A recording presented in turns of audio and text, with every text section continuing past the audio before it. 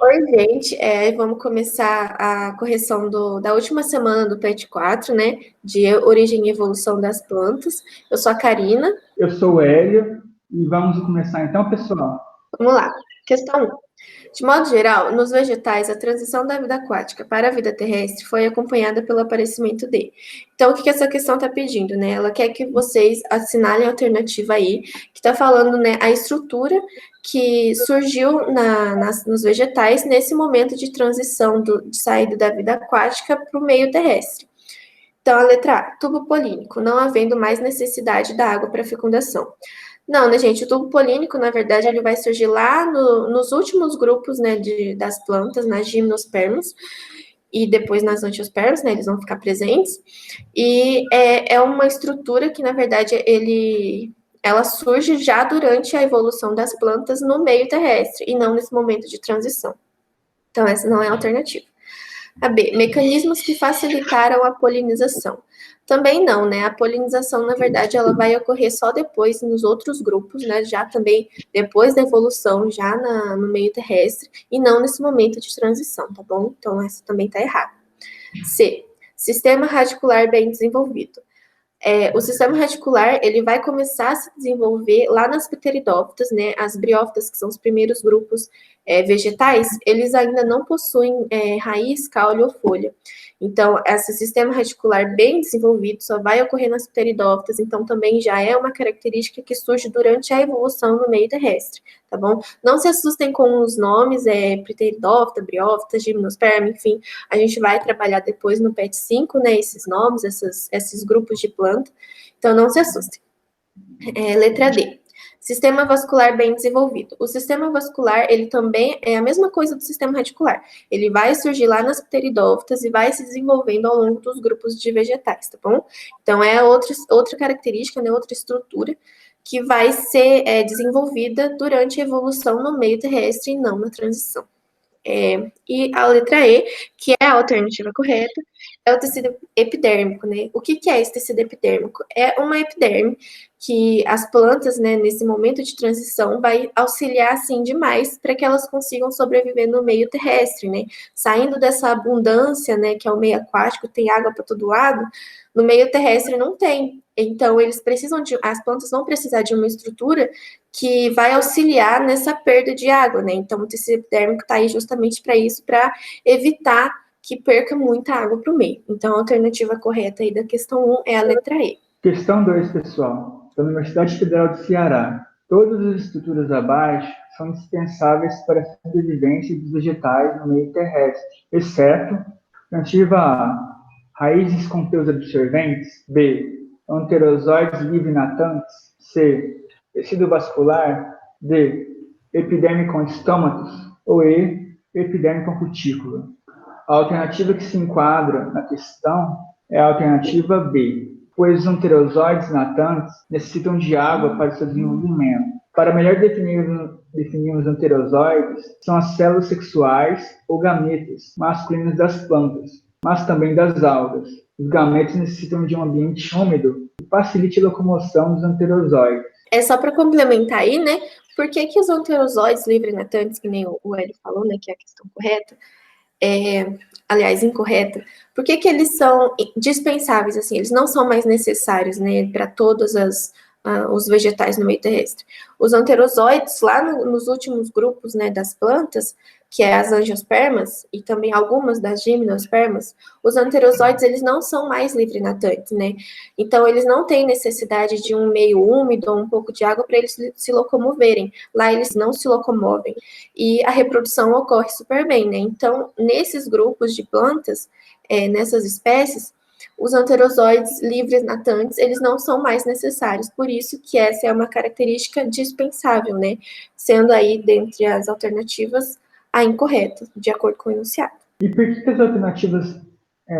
demais alternativas estão corretas, pessoal? Começando pela letra A, porque nas plantas a entrada de água e nutrientes ocorre pela raiz, favorecida pela presença de pelos radiculares que aumentam a superfície de absorção. A água e nutrientes são essenciais para o desenvolvimento da planta e são conseguidos graças às raízes, que além de fixar a planta no solo, atuam na função de absorção.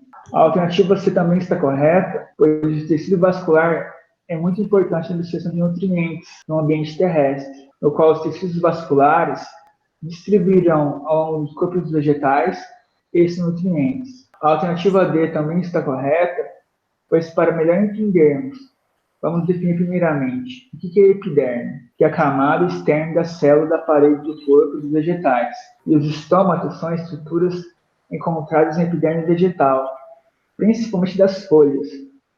Essas estruturas especializadas garantem a realização das trocas gasosas da planta com o meio. Sendo assim, as trocas dos gases para o meio possibilitaram as plantas de habitar em ambientes mais secos. E a alternativa E está correta, porque as células epidérmicas secretam para o exterior substâncias que impermeabilizam a planta, que formam uma película de revestimento denominada cutícula. Além de evitar a perda de água, a cutícula protege a planta contra infecções e traumas mecânicos, colaborando assim para a planta adaptar-se ao ambiente terrestre. Portanto, a alternativa incorreta é a alternativa B, Anterozóides biodinatantes. Agora vamos para a questão 3. Assinale a afirmativa errada, né? Então, qual que está incorreta aqui? Letra A. A vida vegetal surgiu na água há 3 bilhões de anos. Essa alternativa está correta, né, gente? A vida vegetal, ela data mais ou menos disso mesmo, 3 bilhões de anos, mais ou menos. Então, essa está correta. B. Em sua maioria, as plantas terrestres são vasculares. Essa também está correta porque existem 4 grupos de plantas, né? As briófitas, as pteridófitas, as gimnospermas e as angiospermas.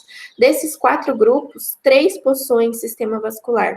Então, somente as briófitas não possuem. Então, a grande maioria, sim, possui sistema vascular, né? Então, essa está correta. C. As pteridófitas alcançaram num grau completo a conquista do meio terrestre. Essa é a alternativa que está incorreta, né, que a questão está pedindo, porque as pteridófitas, elas, apesar de ser nesse grupo, né, que vai surgir o sistema vascular, o sistema radicular bem desenvolvido, eles não conquistam o meio terrestre num grau completo, como está indicando aí a alternativa, né? Porque isso ocorre lá nas angiospermas, né? Que nem a gente explicou na outra questão. Nas angiospermas, a fecundação ela não vai mais depender de ambientes úmidos, né, de certa umidade, de um pouco de água, para que o anterozoide nade, porque lá ele não vai mais precisar nadar, porque vai existir uma estrutura que chama tubo polínico, que vai levar esse anterozoide até o gameta feminino para fecundar. Então, é somente lá, porque lá, todos os seus ciclos, ele não vai depender mais de um ambiente úmido, de um ambiente aquático, né, vai conseguir realizar todos os seus ciclos no ambiente terrestre, que é seco. Tá? Então, essa conquista não se dá pelas pteridófitas, se dá lá pelas angiospermas. Letra D. As gimnospermas são historicamente mais antigas do que as angiospermas. Sim, essa alternativa está correta, né? Evolutivamente falando, as gimnospermas, elas surgiram antes do que as angiospermas, né? E as angiospermas apresentam uma complexidade um pouquinho maior do que as gimnos, né? Elas são mais simples. E letra E, as plantas terrestres menos diferenciadas são as briófitas. Quando a gente fala menos diferenciadas, acho que dá para entender mais ou menos como mais simples, tá bom? Menos complexas e tal.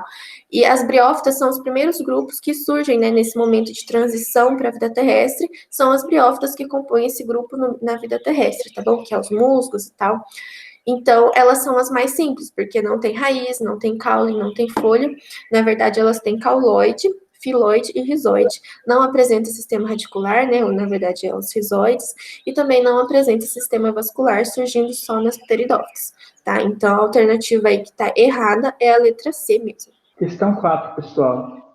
As modificações abaixo estão diretamente relacionadas com a conquista do ambiente terrestre pelas plantas ao longo de sua história evolutiva, exceto, letra A, o desenvolvimento do processo fotossintético, B, o aparecimento dos tecidos de sustentação e de condução, C, a formação de raízes para fixação e absorção de água, D, o surgimento de cutículas impermeáveis, ou E, o aparecimento dos estômagos. Então, a alternativa que se enquadra no enunciado da questão, pessoal, é a alternativa A, pois as algas, no caso, já realizavam fotossíntese no ambiente aquático. Portanto, essa alternativa é incorreta. As demais alternativas estão corretas, começando pela B, pois o aparecimento dos tecidos de sustentação e de condução são exclusivos das plantas que se adaptaram ao ambiente terrestre, pois sem esse tipo de tecidos não ocupariam o ambiente terrestre e não se desenvolveriam. A alternativa C está correta também, pois as raízes das plantas são essenciais para o seu desenvolvimento, tanto para fixar o substrato, quanto para absorver a água necessária para a sua sobrevivência. A alternativa D também está correta, pois as cutículas impermeáveis, além de evitar a perda de água, a cutícula protege a planta contra infecções e traumas mecânicos, como já foi dito anteriormente. Assim, as cutículas impermeáveis evitam a desidratação da planta terrestre. E a alternativa E está correta, pois o surgimento dos estômatos ocorreu nas plantas terrestres. Assim, os estômatos auxiliam as plantas terrestres na troca de gases para o meio. Então, a alternativa incorreta é a alternativa A, o desenvolvimento do processo fotossintético. Só para enfatizar, né, o que nem o Hélio falou, a B, a C, a D e a E, elas são novidades evolutivas, né? Então, elas compreendem esse período de conquista do ambiente terrestre, né, já no meio terrestre. O processo fotossintético, não. Como ele falou, ele já existia lá nas algas, né, que já faziam fotossíntese, na sua grande maioria. Então, a gente pode considerar que esse processo de fotossíntese, né, essa realização do processo de fotossíntese, ele é como se fosse uma herança, né, evolutiva dos seus ancestrais, que no caso são as algas verdes, né, das plantas terrestres que evoluíram das algas verdes. Então, esse processo fotossintético, ele não é uma novidade evolutiva. E agora a questão 5. Todas as alternativas contêm adaptações evolutivas que permitiram a sobrevivência dos vegetais fora do ambiente aquático, exceto. Então, qual das alternativas aí abaixo não é uma novidade evolutiva também? Letra A, epiderme impregnada de cutina. B, presença de parede celular. C, presença de raiz. D, tecidos condutores, xilema e floema. Ou E, troncos recobertos de suber. A alternativa B é que está incorreta, pessoal, pois a presença da parede celular ela já estava presente nas algas, não sendo uma novidade exclusiva das plantas do ambiente terrestre. Aí a letra A, ela é uma adaptação, né, evolutiva já no meio terrestre, né, que é a epiderme impregnada de cutina, que a gente está falando aí nas questões já, né, que o Hélio comentou, que a cutina, na verdade, é a substância que compõe a cutícula que é sintetizada pela epiderme das plantas, né. Essa cutícula é tipo uma cerazinha que aí oferece, né, impermeabilização para as plantas, para que elas não percam tanta água para o meio. E a alternativa C também está correta, pois é através da raiz que a planta terrestre adere ao substrato e absorve a água e nutrientes no subsolo. A letra D também é uma alternativa correta, porque, que nem eu falei lá, o xilema e o floema são os tecidos vasculares, né, que a gente está comentando aí, e eles surgem lá nas pteridófitas.